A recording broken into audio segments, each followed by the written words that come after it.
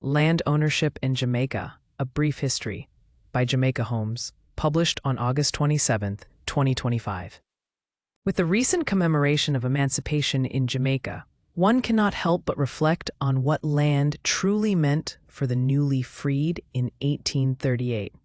4 years after slavery had been declared abolished and the apprenticeship period ended, ownership of land became the first great aspiration.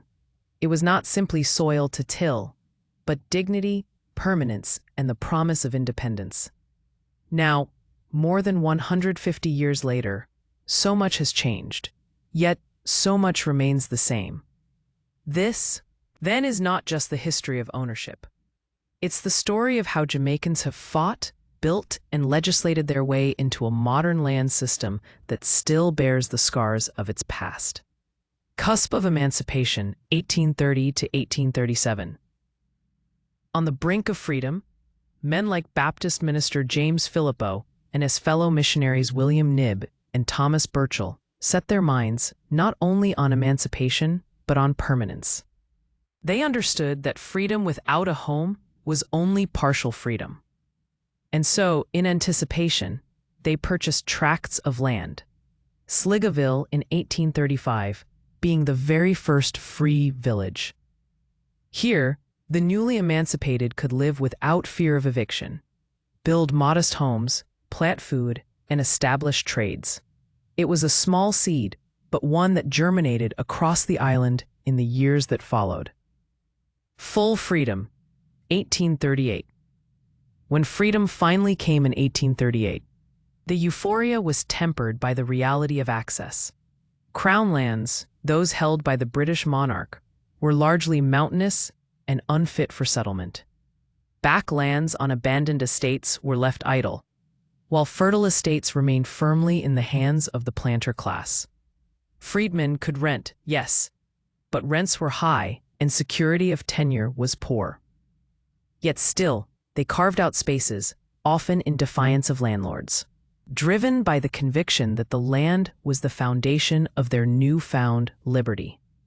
Struggles with land ownership, 1838 to 1865. What followed were decades of frustration. Laws were passed to protect landowners against squatting. Toll gates and heavy taxes burdened those who tried to bring produce to market. For freedmen, it was as if liberty had been granted with one hand and constrained with the other. By 1865, the grievances boiled over. Led by Baptist preacher Paul Bogle, peasants petitioned Queen Victoria, pleading for access to land and relief from oppressive tolls. Their voices went largely unheard. The Morant Bay Rebellion erupted, searing the island's consciousness and reshaping its political destiny. Crown Colony and monumental changes, 1865 to 1889. In the rebellion's aftermath, Jamaica became a crown colony. The local assembly was dissolved, and sweeping legal reforms began to codify land dealings. 3 changes stand tall from this era. The Aliens Law Amendment Act, 1871, which permitted foreigners to own land. The Married Women's Property Rights Law, 1886, granting married women the right to hold and transfer land independently. And most significantly, the Registration of Titles Act, 1889, which introduced the Torrens system, a revolutionary approach that replaced complex chains of deeds with a simple, state-guaranteed certificate of title. It was this last change that provided certainty, efficiency, and a framework still used to this day. Ownership, once contested in shadowy corners of history, could now be validated by the weight of the law and the seal of the state. The Torrens system and modern Jamaica. Under the Torrens system, land is no longer defined by the fragile memory of deeds, but by an official certificate of title. As the Privy Council put it in the 1891 case of Gibbs versus Messer, the purpose is to save every honest purchaser from the burden of digging through a murky past. One buys from a registered owner, and that certificate is final, indefeasible, and secure.